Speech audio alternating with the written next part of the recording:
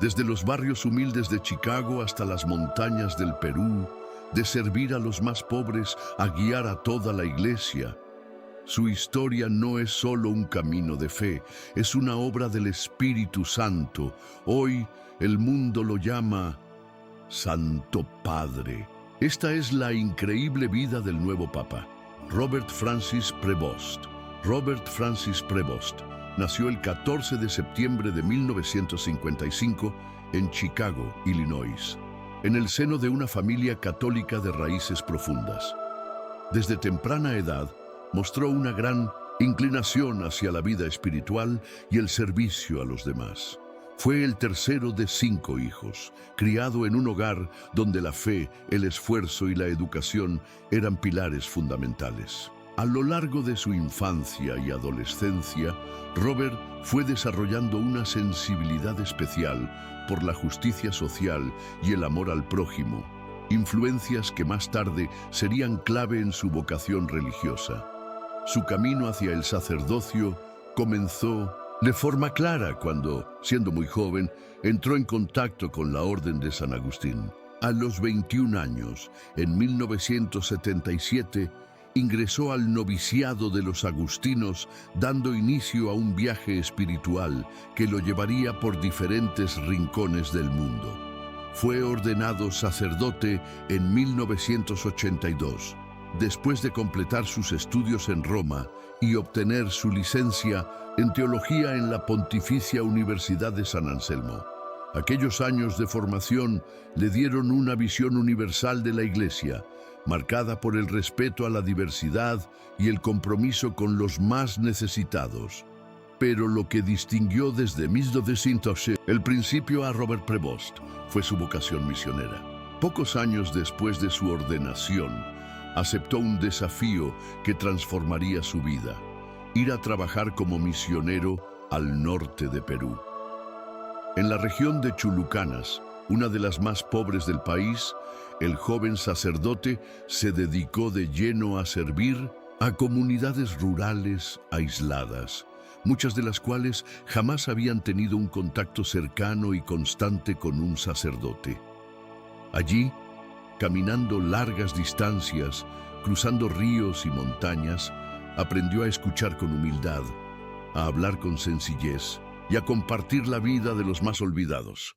En Perú, Robert Prevost no solo ofreció misa o enseñó catequesis, se convirtió en uno más entre la gente, aprendió su idioma, sus costumbres y su dolor, se enfrentó a la pobreza extrema, a la falta de servicios básicos, a la indiferencia del Estado y respondió con cercanía, compasión y entrega total.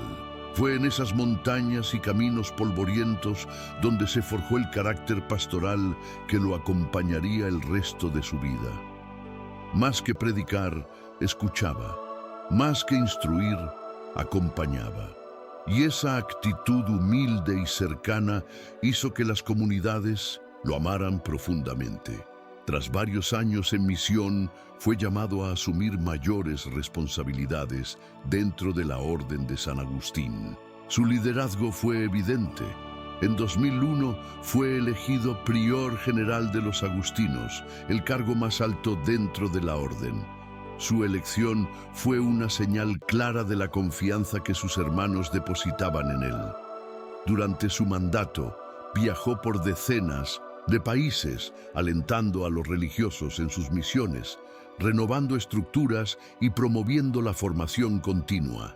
Prevost lideró con firmeza, pero con ternura, con claridad, sin autoritarismo. Bajo su guía, la orden vivió una etapa de renovación, enfocada en el testimonio de vida, la formación espiritual y la atención a los pobres. Pero incluso en los despachos de Roma, su corazón seguía latiendo por América Latina. Nunca dejó de pensar en Perú y al término de su servicio como prior general, regresó. En 2014, fue nombrado obispo de Chiclayo, una de las diócesis más grandes del país. Como obispo, mantuvo su estilo pastoral sencillo. Visitaba parroquias lejanas, promovía la justicia social y denunciaba la corrupción. Se convirtió en una figura muy querida por su cercanía, pero también en una voz incómoda para el poder. Durante su tiempo como obispo de Chiclayo, Robert Prevost se destacó no solo por su trabajo pastoral, sino también por su compromiso con la formación del clero y la defensa incansable de los derechos humanos. Promovió la creación de programas de formación para sacerdotes y laicos, fortaleciendo la identidad cristiana en comunidades golpeadas por la pobreza y el abandono. Fue un obispo que no se conformó con lo que había, sino que impulsó nuevos caminos, siempre con la mirada puesta en el Evangelio y en los más vulnerables. Su estilo no pasó desapercibido en el Vaticano. Su capacidad para unir la doctrina con la compasión pastoral, su visión global de la Iglesia y su experiencia concreta en el terreno hicieron que fuera llamado nuevamente a Roma. En 2020, el Papa Francisco lo nombró miembro de la Congregación para los Obispos, una de las instituciones más influyentes del Vaticano, encargada de seleccionar a los futuros pastores de la Iglesia en todo el mundo. A partir de ahí, su papel se volvió cada vez más central en el corazón mismo de la Iglesia. En enero de 2023, el Papa Francisco lo designó prefecto de la Congregación para los Obispos, un puesto clave que supervisa los nombramientos episcopales a nivel global. El nombramiento fue recibido con sorpresa en algunos círculos, pero para quienes conocían a Prevost, fue la confirmación de un camino marcado por la fidelidad, el discernimiento y el servicio silencioso. Ese mismo año, en septiembre, fue creado cardenal. El mundo entero lo vio recibir la birreta roja en la Basílica de San Pedro, símbolo del compromiso hasta la sangre con la Iglesia. Robert Prevost, aquel joven misionero que caminaba por los cerros de Perú, se había convertido en uno de los hombres más influyentes de la Iglesia Católica. La designación como cardenal no cambió la esencia de Robert Prevost. A pesar del nuevo rango y las responsabilidades de alcance global, siguió mostrando un estilo pastoral cercano, humilde y atento. En el Vaticano era conocido por recorrer los pasillos sin escoltas, por detenerse a conversar con empleados, por escuchar antes de emitir juicios y por trabajar sin afán de protagonismo. Su despacho en la Congregación para los Obispos se convirtió en un espacio de diálogo donde la selección de nuevos obispos ya no dependía solo del currículum, sino también del testimonio, de la vida, del corazón. Su visión era clara. La Iglesia necesita pastores con olor a oveja, como decía el Papa Francisco. Hombres capaces de estar con el pueblo, de no encerrarse en los palacios, de llevar la cruz cada día con su gente. Prevost comenzó a impulsar perfiles de obispos que reflejaran esa cercanía evangélica. No le tembló la mano para frenar candidaturas que respondían a intereses políticos o clericalismos cerrados. Su tarea fue delicada y a veces incomprendida, pero siempre firme. Mientras tanto, su relación con el Papa Francisco se hacía cada vez más cercana. Francisco veía en él no solo a un colaborador eficiente, sino a un alma afín. Ambos compartían una mirada reformista, una preocupación por la periferia, una crítica al clericalismo y una confianza radical en la acción del Espíritu Santo. Fue el propio Papa quien, en repetidas ocasiones, lo eligió para misiones complejas, confiándole la resolución de conflictos y el acompañamiento de iglesias locales en crisis. Y así, sin buscarlo, Robert Prevost se fue posicionando en el corazón de la Iglesia como una figura de equilibrio entre tradición y renovación, entre obediencia y libertad, entre doctrina y misericordia. Mientras algunos veían en él un hombre reservado, quienes lo conocían sabían que detrás de su silencio había una fe firme, una inteligencia aguda y un amor inmenso por la Iglesia. Con el paso del tiempo, muchos comenzaron a ver en Robert Prevost algo más que un prefecto o un cardenal influyente. Su serenidad, su capacidad de escucha, su profundo conocimiento de la Iglesia Universal y su fidelidad al Evangelio lo convirtieron en una figura de referencia, tanto dentro como fuera del Vaticano.